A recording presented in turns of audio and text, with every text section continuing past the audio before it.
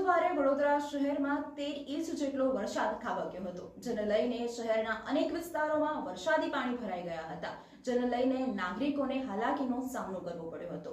શહેરના નાગરિકોને ઘણું નુકસાન પણ થવા પામ્યું છે, જેને લઈને આજે કોંગ્રેસના વિપક્ષના નેતા ચંદ્રકાંત શ્રીવાસ્તવની આગેવાની હેઠળ મ્યુનિસિપલ કમિશનરને આવેદનપત્ર આપી રજૂઆત કરવામાં આવી। કોંગ્રેસના નેતાનું કહેવું છે કે કોર્પોરેશન દ્વારા સ્માર્ટ સિટીની વાતો કરવામાં આવે છે, પરંતુ શહેર સ્માર્ટ ક્યારે બનશે? પ્રી મોન્સૂન કામગીરી પાછળ લાખોનો ખર્ચ કરવામાં આવે છે, પરંતુ દર વર્ષે સ્થિતિ આની આ જ જોવા મળે છે, જેને લઈને આજે કોંગ્રેસના નેતાઓ દ્વારા મ્યુનિસિપલ કમિશનરને આવેદનપત્ર આપવામાં આવ્યું, તેમજ રજૂઆત કરવામાં આવી કે વરસાદી પાણી ભરાવાના કારણે લોકોને જે નુકસાન થયું છે તેની રાહત પણ વહેલી તકે તેઓને આપવામાં આવે। વડોદરા શહેરમાં બુધવારે વરસેલા 13 ઇંચ જેટલા વરસાદ, શુક્રવારે પડેલા 1.25 ઇંચ જેટલા વરસાદ તથા આજ રોજ એટલે કે સોમવારે વહેલી સવારથી જ વરસેલા 1.5 ઇંચ જેટલા વરસાદમાં જે રીતે શહેરમાં વરસાદી પાણી ભરાઈ જતા દુકાનો મકાનોમાં વરસાદી પાણી ભરાઈ જતા લોકોને લાખોનું નુકસાન વેઠવાનો વારો આવ્યો છે। અને બીજી તરફ દર વર્ષે પાલિકા તંત્ર દ્વારા પ્રી મોન્સૂન કામગીરી માટે લાખો રૂપિયાનો ખર્ચ કરવામાં આવે છે, છતાં પણ નજીવા વરસાદમાં પણ શહેરમાં વરસાદી પાણી ભરાઈ જાય છે અને નુકસાન થાય છે। તો આ રૂપિયા કેવી રીતે અને ક્યાં વાપરવામાં આવે છે? શું યોગ્ય આયોજનનો અભાવ છે? અને જ્યારે પણ પાણી ભરાઈ જાય ત્યારબાદ પાલિકામાં મીટિંગો કરવામાં આવે છે।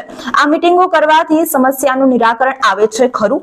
સત્તાધીશો દ્વારા અસરગ્રસ્તોને પાલિકાના ખર્ચે વહેંચવામાં આવતા ફ્રૂટ્સમાં પણ ફોટો પડાવી સસ્તી પ્રસિદ્ધિ લૂંટવામાં આવે છે, જ્યારે કે આ જનપ્રતિનિધિઓ પોતાના 1 રૂપિયાનો પણ ખર્ચ નથી કરતા।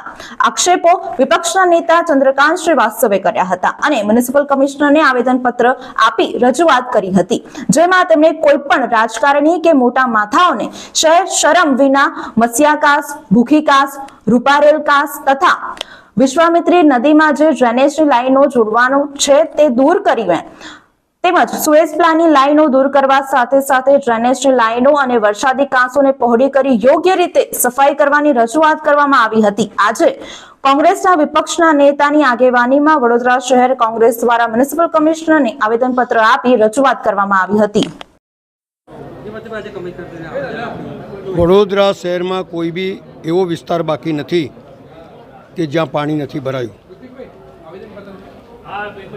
પાણી ભરાવાના મુખ્ય કારણો કે પ્રી મોન્સૂનની કામગીરી દર વર્ષે થાય છે અને દર વર્ષે પાણી ભરાય છે। તો એવો કેવો તમારું આયોજન કે વરસાદના સમયે તમે મિટિંગો કરો, બધા મોટા મોટા પ્લાનિંગ કરો અને પ્લાનિંગ પછી ઝીરો? આ 15 વર્ષથી કરોડો રૂપિયાનું આ શહેરના નાગરિકોનું નુકસાન થતું હોય એનું વળતર કોણ આપે? એક માણસની 100ની નોટ ખોઈ જાય ને તો પણ બચારાને દિલમાં લાગી જાય કે મારી 100ની નોટ ખોઈ ગઈ।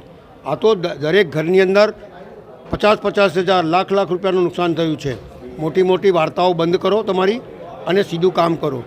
આટલી નાની પબ્લિસિટી જો કોર્પોરેશન દૂધ આપતી હોય પાણી ભરાયેલી બધી સોસાયટીની અંદર, ખાવાનું આપતી હોય ઝોપડપટ્ટીની અંદર, તેમાં પણ એવું કે અમારા ભાજપવાળા મોકલાવે છે।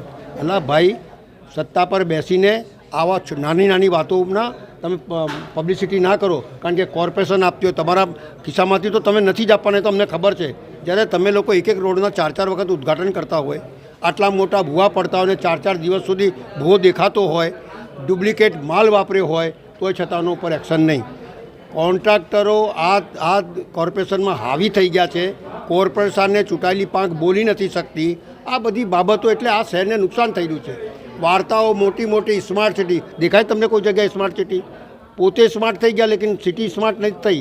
એટલે કહેવાનો ભાવાર્થ મારો એ છે કે તમે પક્ષાપક્ષીના રાજકારણ છોડીને આ શહેરના હિત માટે, નગરજનોના હિત માટે, એમને નુકસાન ના થાય, એમનું સારું કામ થાય, આ વડોદરા શહેરમાં પાણી નહીં ભરાય એ પ્રમાણેનું કામ કરો। મિટિંગ આની કરો છો, 15 વર્ષથી મિટિંગ કરો છો અને કામ તો થતું નથી।